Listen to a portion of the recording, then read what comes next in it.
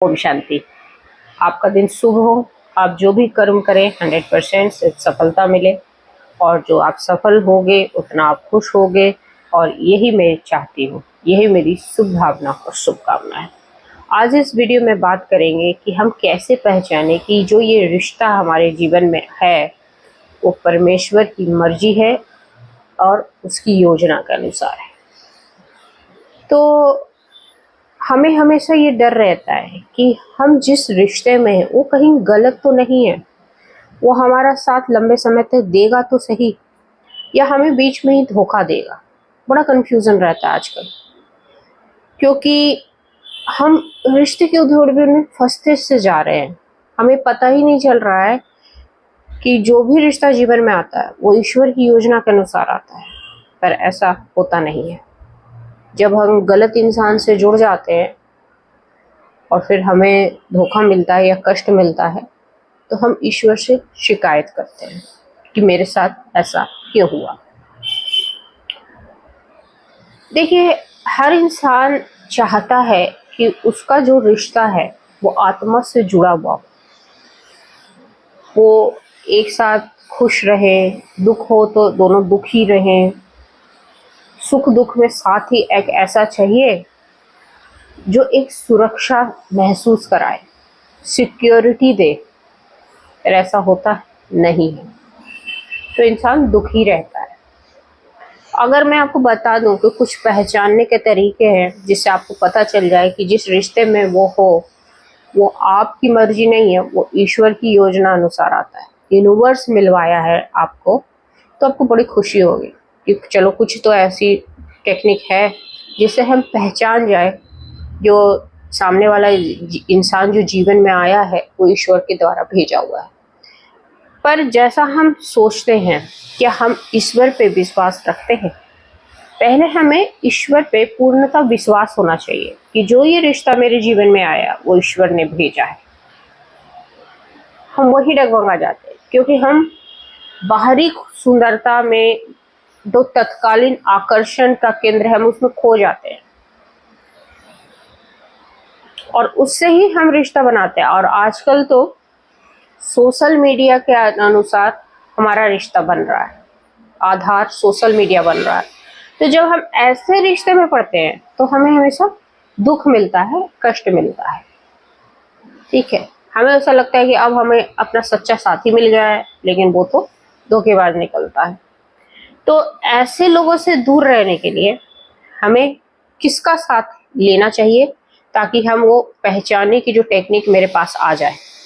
तो सबसे बड़ा जो जीवन को चलाता है, जो सारी योजनाएं बनाता है और उस योजनाओं के तहत हर इंसान जो जीवन में हमारे आता है वो वही है, ईश्वर, परमेश्वर। और उसी की योजना से सब कुछ होता है।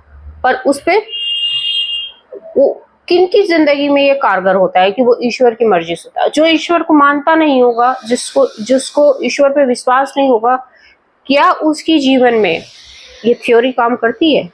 ये ईश्वर की योजना ही सब कुछ होता है? नहीं करती है, क्योंकि उनको विश्वास ही नहीं है। और जिनको विश्वास है उनके जीवन में जब ये कोई इंसान आता है तो देखना वो लंबे समय तक आपका साथी होता है। और जो भी जिसकी ऐसा कहते हैं ना, जो जिस रिश्तों की शुरुआत प्रार्थना से होती है, ऐसे लोग बड़े लंबे दूरी तक आपकी हाथ पकड़ के साथ देंगे। इनफैक्ट जन्मों जन्मों तक देंगे, क्योंकि उन्हीं के साथ हमारा कार्मिक रिलेशन भी जुड़ा हुआ होता है। क्योंकि ईश्वर की योजना में कर्म भी एक बेसिक चीज है कि कर्म के आधार पे आपके जीवन में वो इंसान आता है। अब बात करते हैं कि पहचाने कैसे। तो उसके लिए पहले आपको एक स्टोरी को समझना पड़ेगा, एक कहानी को आपको सुनना पड़ेगा, एक ऐसे व्यक्ति की जिसने अपने जीवन में हर रिश्ते में धोखा खाया, चाहे माता पिता हो, चाहे भाई बहन हो। उसको डिसोन कर दिया गया माता पिता, क्योंकि वो काम नहीं करता था उनके हिसाब से। वो जो बच्चा उनके लिए एक उसकी जो इज्जत पे धब्बा लगा सकता था, वो डिसोन कर देते हैं। कभी कभी ऐसा होता है, माता पिता सही से पहचान नहीं पाते हैं। और वो बच्चा जीवन में अकेला था और वो सहारा किसका लिया? ईश्वर का। मंदिर में जाता था, रोता था, हर रिश्ते से ठगा गया था।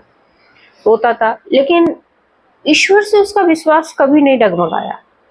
और वहां जाके जब वो मंदिर में बैठता था तो उसको ऐसा लगता था कि एक शक्ति है जो उसको अभी भी थामे हुए है, अभी भी उसके साथ निरंतर एक रिश्ता निभा रही है।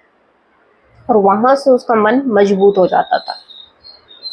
और वहीं वो प्रार्थना करता था हमेशा, कि ध्यान से जुड़कर हमेशा वो प्रार्थना करता था कि उसके जीवन में एक ऐसा रिश्ता है जो उसको समझे और उसको आत्म से जुड़ा हुआ हो, उसको बाहरी सुंदरता से कोई मतलब नहीं।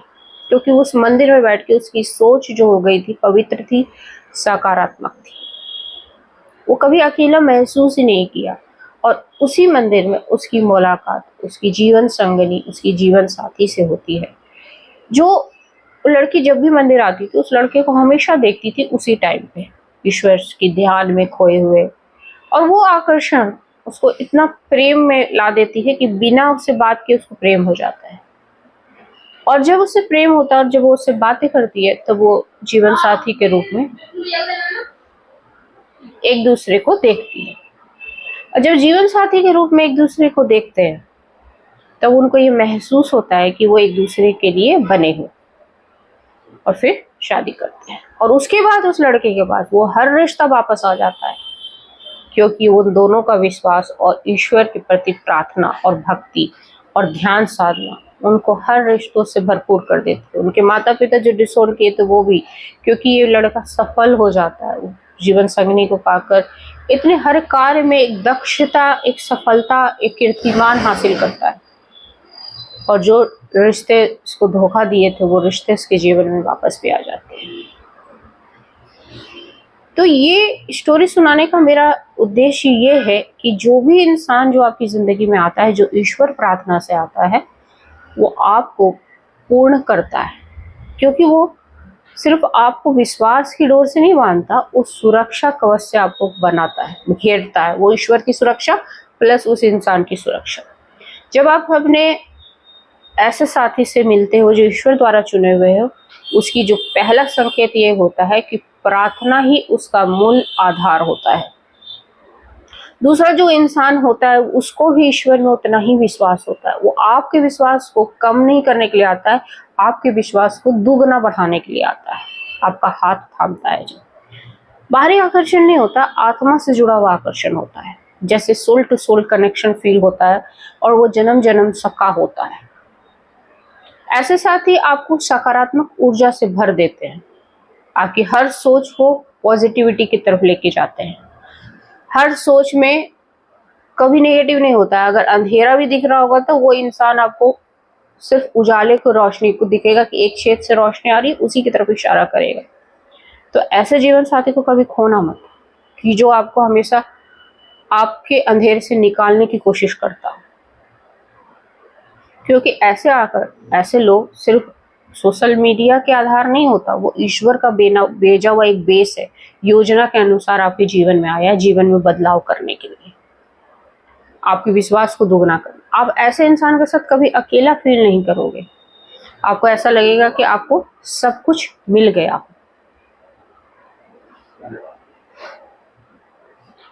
तो यही है जिससे आप पहचान सकते हो।